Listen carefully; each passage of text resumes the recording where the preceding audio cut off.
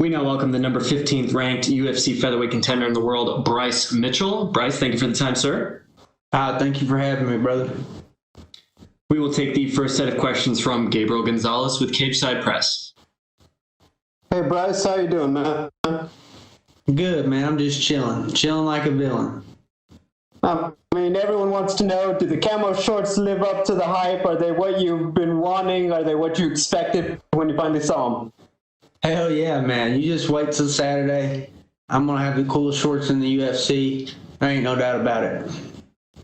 People are asking about the elephant in the room. The Reebok deal is about to expire. Have they told you that they've sent the email to Venom so that you still have camo shorts next year?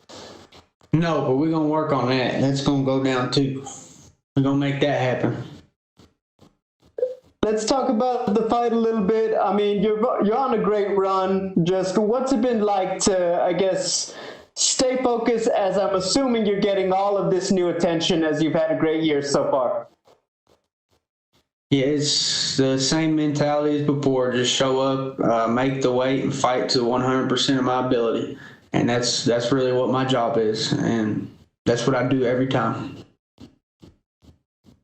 Fighting a veteran and Andre Fili, what does he bring as an opponent? Well, he's durable.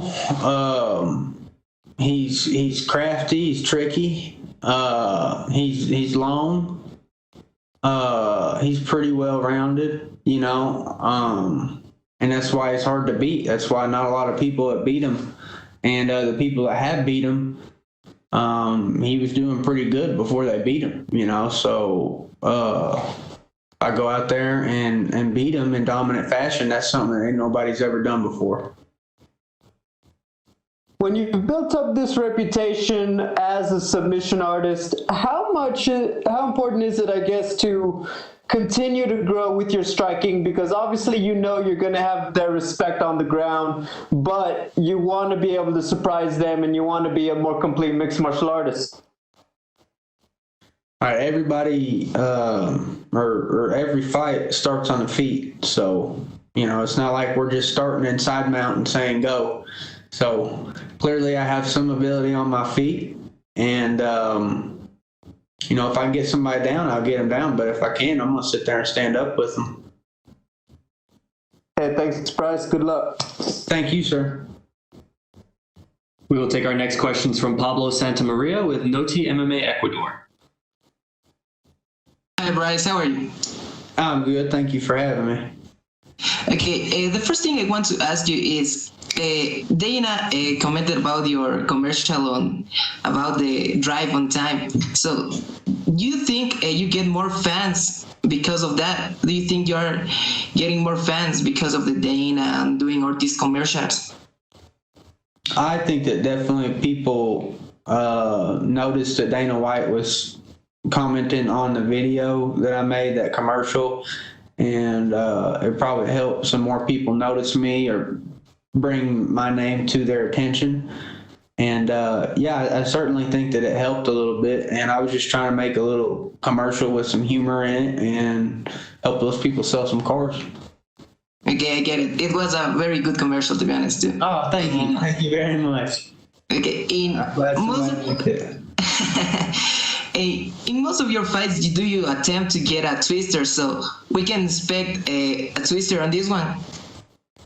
Well, I really just look to really cook the opponent, and if they give me a twister, I'll take it. I'm not trying to force anything, but if they give me one, I'll take it for sure. Okay, and my last one is, what's your prediction for the fight, Bryce? I predict I win in dominant fashion. Okay, thank you very much, and I can wait to see you in those camo shirts, and good luck in your fight. Thank you very much. We will take our next set of questions from Danny Segura with MMA Junkie. Hey, Bryce. Back to the camo shorts real quick. Were you surprised that Reebok came through? Because they don't really take too many requests, and we've sort of seen them throughout the years just keep, uniform. Yeah, I was really surprised that they actually made the camo shorts and came through with the whole thing. And I think a lot of it was to do with Dana and my fans and, they just couldn't deny me no more because too many people was complaining at him. And I'm glad that it worked. Yeah, it certainly did. And when you first started campaigning, was it a bit of a joke, or did you actually think that you could get it done? No, I was dead serious. I was wanting the camo shorts, and I was 100% gonna wear them. And I just figured that they wasn't gonna let me, so I was gonna have to wear them illegally. And then, I had this whole thing envisioned out in my head. I was going to walk out to the fight, and then they was going to check me at the ring, and I was just going to go, boom, take off my sweatpants, and there's going to be camo shorts in there. And then I was going to run into the cage, and there's going to be security guards trying to pull me out of the cage. And then I was going to be fighting the security guards, some dudes in the red vest. And I figure if I got the first hit on one of them dudes, I could probably drop one of them. And then the other one would be putting up a good fight. And then I was hoping my cornerman would jump in because there'd probably be about 3 more red suit dudes coming in. And so it'd be kind of like a little brawl going on. And that's what I was expecting would happen. And I'm really glad that that didn't have to happen. I'm really glad that they gave me the camo shorts and I could do the whole thing legally, because they probably would have sued me or definitely would have fired me. And I'm really glad that didn't happen. I'm really kind of surprised that that they got the camo shorts, but I'm happy about the whole thing. For sure, no doubt. And can you explain fans, I guess, why is camo so important to you, and it's the significance behind it? Well, when I go into that cage, I sign a piece of paper saying, I could die. And so I want to do so representing where I'm from and the people that I love, everything that I love. And I can't think of a better way to do it than with a pair of shorts that says something about me. And that's what the camo shorts mean to me. They represent the stuff that I love. For sure. And on the main event of this card, we're going to have Anderson Silva's retirement bout. I'm just curious, as someone that is obviously young and a prospect in this game and coming up, how would you describe Anderson Silva using one word, and why? I would say masterful would be the first word that came to mind. I'm sure there's a lot of other words, but masterful would be the first word that I thought of, just because of the way that he could flow and make things that are not effortless look effortless. That takes mastery of a skill. And, all of his wins look like they're easy, like he wasn't even trying. But, obviously he is, but he's just that good at it that he makes winning look easy. For sure. All right, man. Best of luck on Saturday. Thank you for the time. Thank you. We will take our next questions from Damon Martin with MMA Fighting. Hey, Bryce, first thing, is there any chance we could actually see the security guard fight anyways, just because that kind of sounds awesome? Man, we might get to see some of that if some crazy shit goes down, man. You never know. I'm not going to rule it out. If they try to tell me, the fight got scrapped or something, maybe I just, run out there anyways and put on a free one for the fans. Who knows, But I don't know, man. I won't rule it out, but hopefully it don't come to that. That's the last resort. On